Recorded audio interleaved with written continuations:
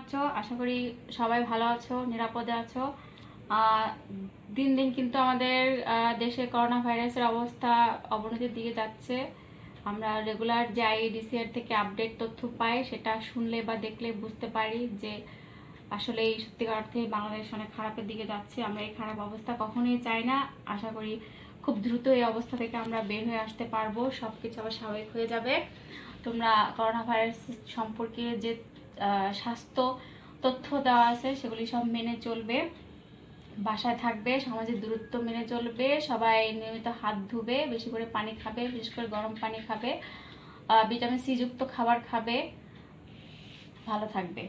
আজকে আমরা অধ্যায় 4-এর উপরে চতুর্থ ক্লাস করব, যেখানে আগের ক্লাসে বলেছিলাম যে সিএসএস এর ব্যবহার দেখাবো, যে কিভাবে সিএসএস দিয়ে একটা ওয়েব পেজ বা কোনো লেখা কালার করা যায়, তার কোডিং আজকে দেখাবো। এখানে আমি 3টা উদাহরণ দেখাবো তোমাদের। প্রথমে আসো, সিএসএস দিয়ে আমরা যে ওয়েব পেজ বা ওয়েবসাইটটা তৈরি করব, মেইন যে পেজটা, সেই পেজটা কিভাবে কালার করা যায়। তাহলে মেইন যে পেজ, ধরো এটা হচ্ছে আমার একটা ওয়েব পেজের মেইন পেজ, এখানে আমার অনেক ধরনের লেখা আছে। সেই ওয়েব পেজের আমি ভিতরের যে অংশটা, এটা এখন সাদা কালার করা আছে। এই সাদা কালারটাকে আমি কোনো একটা কালার করতে চাই, রেড, গ্রিন, ব্লু, অথবা ইয়েলো, বা শুধু রেড, বা শুধু গ্রিন, বা শুধু ব্লু, এই টাইপের একটা কালার করতে চাই। অর্থাৎ এইচটিএমএল এর ব্যাকগ্রাউন্ডটা আমি, এইচটিএমএল পেজের ব্যাকগ্রাউন্ডটা আমি কালার করতে চাই। সেক্ষেত্রে তোমার কোডিংটা কি হবে? আগেই বলেছিলাম যে আমরা ইনলাইন সিএসএস ইউজ করি। আমরা এইচএসসি বা যারা বিগিনার সিএসএস ইউজ করি, তারা হচ্ছে যে খুব সহজে শেখার জন্য ইনলাইন সিএসএস ইউজ করি।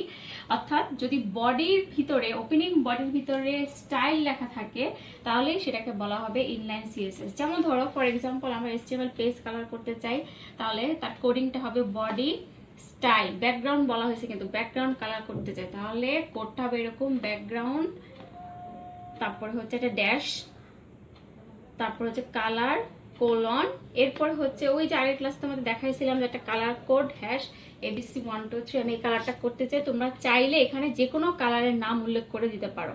ধরো কেউ রেড দিতে পারো, কেউ গ্রিন দিতে পারো, ইচ্ছা। অথবা তুমি হ্যাশ ABC 1 2 3, অথবা তুমি ওই যে গুগল সার্চ করে হেক্সা কালার কোডের যে কোড আছে সেইখান থেকে যে কোনো একটা কালার কোড এখানে উল্লেখ করতে পারো। তাহলে তোমার জিনিসটা দাঁড়াচ্ছে, ট্যাগটা দাঁড়াচ্ছে কি, বডি স্টাইল ব্যাকগ্রাউন্ড কালার, তারপর হচ্ছে সেই কালার কোডের নাম, ডট ডট দেওয়ার মানে হচ্ছে এখানে হচ্ছে আমরা অন্যান্য বিষয়বস্তু লিখবো। ধরো বডি, একটা এসটিএমএল কোডের ভিতরে তো শুধু বডি থাকে না, বডির ভিতরে যে প্রবলেম, আরও যে প্রবলেম চায় বা কাস্টমার যে ধরনের ওয়েব পেজ চায়, সেই জিনিসপত্রগুলি আমরা এখানে সলভ করব। তারপরে সবার লাস্টে হচ্ছে ক্লোজিং বডি। আচ্ছা, এরপরে দ্বিতীয় যে সমস্যা, সেটা হচ্ছে কোনো একটা লেখা কালার করা, টেক্সট কালার করা। ঠিক আছে, সেই টেক্সট কালার করার ক্ষেত্রে আমার এখানে টেক্সটটা হচ্ছে ওয়েলকাম টু আইসিটি ক্লাস। আমি এই লেখাটা বা এই লাইনটাকে রেড কালার দেখতে চাই। যে এরকম একটা আমার ওয়েব পেজ আছে, যে ওয়েব পেজের ভিতরে ওয়েলকাম, এই লেখাটা আমার রেড কালার হবে। তাহলে তার কোড কি হবে? অবশ্যই কোনো টেক্সট কালার করতে গেলে সেটার ট্যাগ হচ্ছে ফন্ট। ফন্ট ট্যাগ আমরা ইউজ করি, ফন্ট। তাহলে ফন্ট কালার সমান রেড, এরপর হচ্ছে সেই লেখাটা ওয়েলকাম টু আইসিটি ক্লাস, তারপরে ফন্ট ক্লোজ। এখন তোমরা চাইলে এখানে ফন্ট কালার সমান রেড না দিয়ে ওই যে কালার কোড সেটাও দিতে পারো। তাহলে ফন্ট কালার, কালার কোড দিবা, এরপরে হচ্ছে সে welcome to ICT class, closing font. এটা হলো তোমার টেক্সট কালার। এরপরে যদি আমরা দুইটাই একসাথে করতে চাই, ব্যাকগ্রাউন্ড এবং টেক্সট কালার দুইটাই আমি একসাথে করতে চাই, তাহলে কি হবে? তাহলে আগে তুমি ব্যাকগ্রাউন্ডের জন্য যে ট্যাগটা শিখছো সেই লাইনটা দিবা, যে body style background dash colour. এখানে আমি ইয়েলো কালার করতে চাই, ইয়েলো। অথবা এখানে আরেকটা ট্যাগ ইউজ করা যায়, যে পি স্টাইল, তখন ছিল বডি স্টাইল, এখন আমরা যদি ইউজ করতে চাই যে পি স্টাইল, সেটাও কিন্তু হয়। এটাও কিন্তু ইনলাইন সিএসএস। পি স্টাইল সমান ব্যাকগ্রাউন্ড কালার, আমি এখানে ব্লু করতে চাই, ব্লু।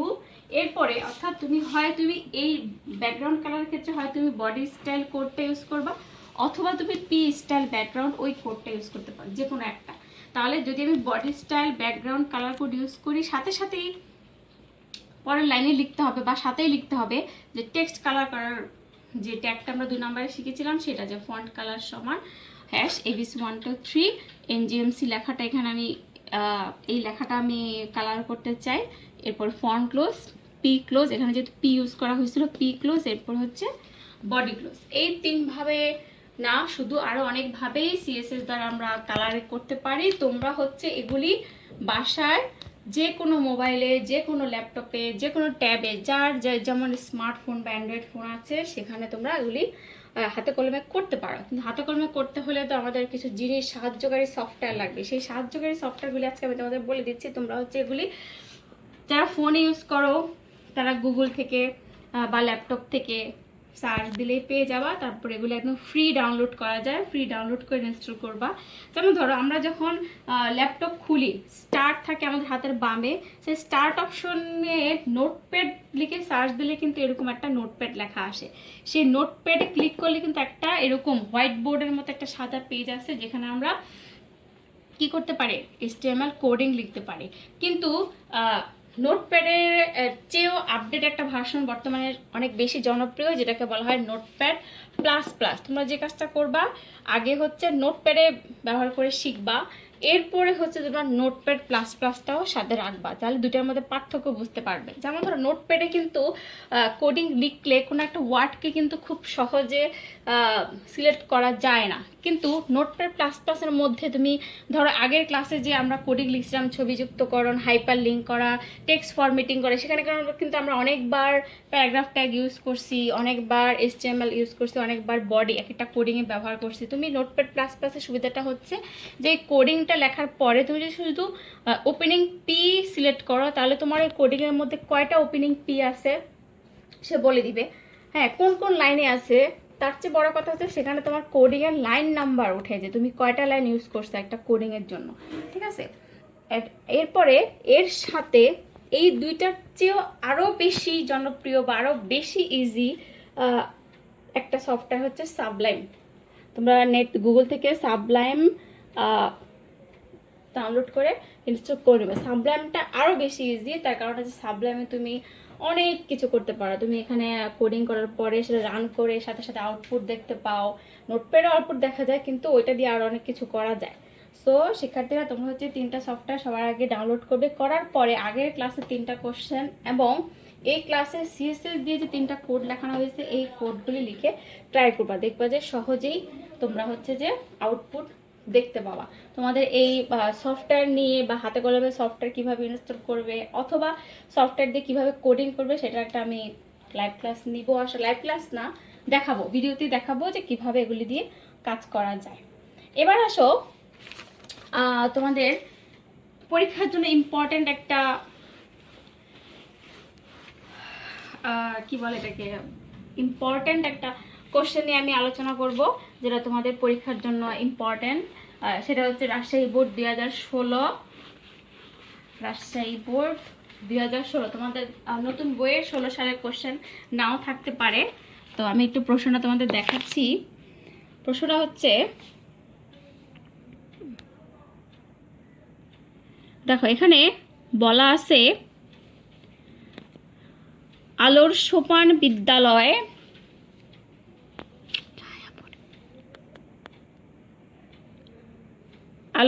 বিদ্যালয় কর্তৃপক্ষ একটি ওয়েবসাইট তৈরির কথা ভাবছে। হোম পেজে campus.jpg নামক একটি ছবি, information technology, physical science, biological science শাখাগুলির ক্রমানুবর্তী, ভালো মতো খেয়াল করবে, একটা হোম পেজে campus.jpg নামক একটা ছবি আছে, সেখানে আবার information technology, physical science, biological science শাখাগুলির ক্রমানুবর্তী তালিকা। ক্রমানুবর্তী বললে কিন্তু বোঝাবে যে এখানে তোমার অর্ডার লিস্ট আসতেছে, ক্রমানুসারে থাকবে, এবং নোটিশ বোর্ড নামক একটি লিঙ্ক থাকবে। কর্তৃপক্ষ একটি সফটওয়্যার ফার্মের 3 জন বিশেষজ্ঞকে ডাকলেন। বিশেষজ্ঞ দল 2 ধরনের সমাধান দিলেন। প্রথম পদ্ধতিতে খরচ কম, কিন্তু নিয়মিত ডেটা আপডেট করতে সমস্যা হয়। দ্বিতীয় পদ্ধতিতে খরচ বেশি, কিন্তু নিয়মিত ডেটা আপডেট করা যায়। এ হচ্ছে তোমার উদ্দীপক। এখন আসো প্রশ্ন। প্রশ্নতে আছে, প্রথমে আছে দেখো ট্যাগ কি, তোমাদের ক্লাসে বলেছিলাম ট্যাগ কি। আচ্ছা, এরপরে আছে খ নাম্বার প্রশ্নে আছে www.mangoinfo.com ব্যাখ্যা করো। আমি এটা তোমাদের বলে দিব একটু পরে। এরপরে গ নাম্বার প্রশ্ন দেখো, উদ্দীপকে উল্লিখিত হোম পেজ তৈরির জন্য HTML কোড লিখো। ঘ নম্বর প্রশ্ন হচ্ছে বিশেষজ্ঞ দলের সমাধান দ্বয়ের মধ্যে কোনটি আলোর সোপান বিদ্যালয়ের জন্য উত্তম, বিশ্লেষণপূর্বক মতামত দাও। এবারে আমি খ নম্বর প্রশ্ন দিয়ে শুরু করতেছি। খ নম্বর প্রশ্নে তোমাদের খ নম্বর প্রশ্নটা ছিল এরকম যে www.mangoinfo.com ব্যাখ্যা করো, ব্যাখ্যা করো। তাহলে এটা দ্বারা আমরা কি বোঝাই, কোন একটা ওয়েব পেজ বা ওয়েবসাইটের নাম, কিন্তু সংক্ষিপ্ত ভাষায় এটাকে সবার আগে বলা হয় এভাবে বলবা যে www.mangoinfo.com একটি ডোমেন নেম, ঠিক আছে, যেখানে www এটা হচ্ছে তোমার ফার্স্ট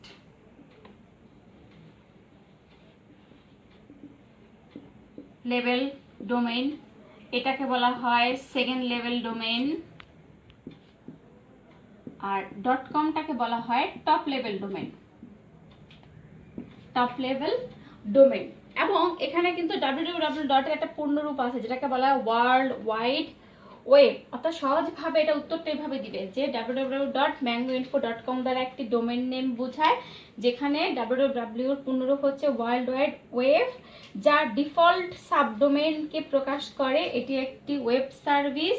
আর হচ্ছে আচ্ছা ফার্স্ট লেভেল, এখানে www কে ফার্স্ট লেভেল, ম্যাঙ্গো ইনফোকে সেকেন্ড লেভেল, .com কে টপ লেভেল বলা হয়। এবং এখানে ফার্স্ট লেভেলটাকে আবার কিন্তু সাবডোমেইন নেমও বলা হয়, সাব ডোমেইন নেম বলা হয়। আর এভাবে তোমরা হচ্ছে এটা লিখে দিবা, এভাবে লিখলেও কিন্তু নাম্বার পাবা। আচ্ছা, এরপরে আসো গ নাম্বার প্রশ্নে। তোমাদের গ নাম্বার প্রশ্নে বলছে যে উদ্দীপকে উল্লিখিত হোম পেজ তৈরির জন্য HTML কোড লিখো।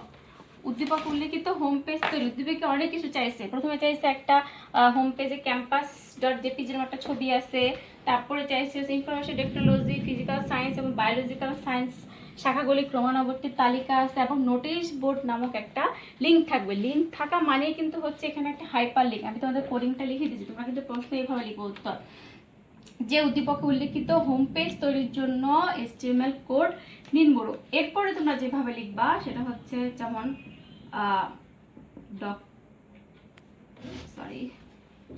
বড় হাতের হবে doc type HTML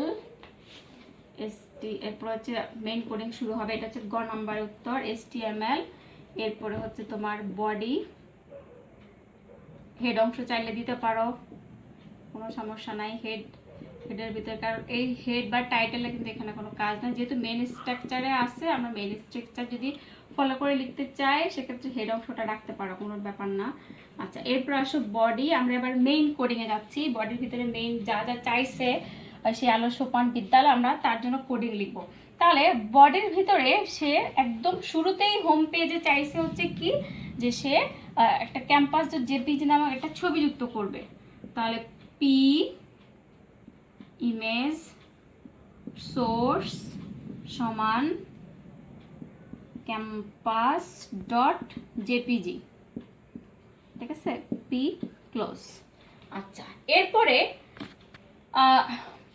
information technology, physical science এবং বায়োলজিক্যাল সায়েন্স এই ধরনের তিনটা ক্রমানুবর্তী শাখার তালিকা আছে, কিন্তু সেই তালিকাগুলি কিভাবে আছে, অর্ডার লিস্টটা কিভাবে আছে, যে ABC করে আছে নাকি 1 2 3 করে আছে, কিছুই বলা নেই। যেহেতু কিছু বলা নেই, আমরা নর্মালি অর্ডার লিস্ট ব্যবহার করব। তাহলে OL দ্বারা হচ্ছে অর্ডার লিস্ট বোঝায়। অর্ডার লিস্টের ভিতরে হবে, লিস্ট আকারে হবে ইনফরমেশন টেকনোলজি, যেটা প্রথমেই দেওয়া আছে, ইনফরমেশন টেকনোলজি। এরপরে হচ্ছে ফিজিক্যাল সায়েন্স,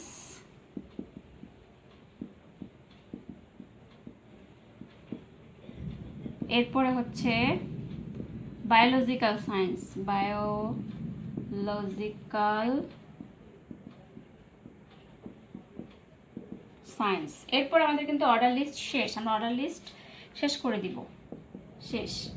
আচ্ছা, এখন আসো, তোমাদের এরপরে বলা আছে যে নোটিশ বোর্ড নামক একটা লিঙ্ক থাকবে, কিন্তু এখানে একটা কথা আছে, আমি কোডিংটা এখানে দেখাচ্ছি, বাকি কোডিংটা যেখানে হচ্ছে নোটিশ বোর্ডের যেহেতু লিঙ্ক করা আছে, এখানে কিন্তু এই নোটিশ বোর্ডটা কিন্তু এখনো আলো সোপান বিদ্যালয়ের জন্য যে নোটিশ বোর্ডটা তৈরি করা আছে, সেই নোটিশ বোর্ডটা কিন্তু এখনো কোনো প্রোটোকলের সাথে যুক্ত করা নাই, কোনো কোম্পানির সাথে যুক্ত করা নাই, কোনো এডুকেশনাল প্রতিষ্ঠানের সাথে যুক্ত করা নাই, কোনো প্রোটোকল নেম নাই। অর্থাৎ সহজ কথা হচ্ছে এটার ভিতরে কোনো প্রোটোকল নেম নাই, তাহলে আমরা কোডিংটা কিভাবে লিখবো? সো স্বাভাবিকভাবেই যেহেতু কোনো প্রোটোকলের সাথে যুক্ত করা নাই, সেখানে কোনো http www এগুলি কিচ্ছু আসবে না। কোডিংটা হবে এরকম, এরপরে এটার পরে কোডিং হচ্ছে এরকম, এ হার সমান নোটিস, যেহেতু তাদের নিজেদের তৈরি সেহেতু এখানে হবে HTML, অর্থাৎ এটা হচ্ছে স্ট্যাটিক ওয়েবসাইট, যে ওয়েবসাইটে তোমার হচ্ছে যে এক্সটেনশন বা ফাইল নাম হয় .html। আচ্ছা, এখন এখানে লিঙ্ক নেমটা কি হবে? লিঙ্ক নেম হবে নোটিস বোর্ড,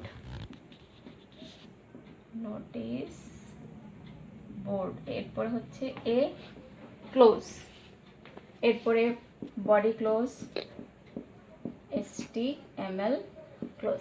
এই হচ্ছে তোমাদের 3 নম্বর প্রশ্নের অ্যান্সার।